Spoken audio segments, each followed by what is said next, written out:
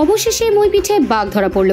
বাঘ পুরোপুরি সুস্থ আছে বলে জানালেন দক্ষিণ 24 পরগনা জেলার বিভাগীয় বনাধিকার নিশা গোস্বামী।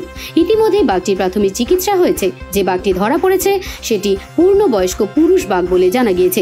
এই বাঘটি বারবার লোকালয় সংলগ্ন এলাকায় চলে আসছিল বলে প্রাথমিকভাবে মনে করছে বন দপ্তর। বাঘটিকে সোমবার গভীর জঙ্গলে ছাড়া হবে বলে জানা গিয়েছে।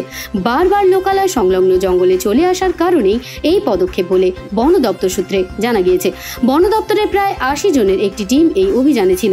লোকালয় সংলগ্ন এলাকায় বাঘের খবর পেলেই দ্রুত পদক্ষেপ নেওয়া হচ্ছে বলে জানালো জেলা দপ্তরের মুখ্য আধিকারিক। তবে এক সপ্তাহের মধ্যে তিনবার মইপিঠের লোকালয়ে বাঘ চলে আসার মতো ঘটনা ঘটেছে।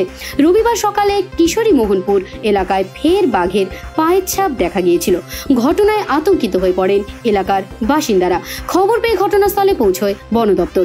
বাঘের গতিবিধি লক্ষ্য করে জঙ্গলের মধ্যে প্রায় 1 কিলোমিটারের মতো জায়গা ঘেরা হয়। তারপর খাঁচা পেতে সাফল্য পায় বন দপ্তর। তবে বাঘ খাঁচাবন্দি হওয়ায় এখন স্বস্তিতে এলাকার বাসিন্দারা। আপাতত ঠিক আছে, আমরা বাঘও সুস্থ আছে একদম। আর আমরা এখান থেকে একটা ক্রিটিক্যাল পজিশনটা ছিল, ওই ক্রিটিক্যাল পজিশন থেকে আমরা ওকে রেস্কিউ করতে পেরেছি। মানুষের কোনো মতলব সেরকম ক্ষতি হয়নি, তো আমরা ঠিকঠাক করে ওকে এখান থেকে নিয়ে গেছি। তো এটাই আছে কি আগেও এরকমই আমাদের মতলব চেষ্টাটা থাকবে কি এরকম কোনো অসুবিধাটা না হয়।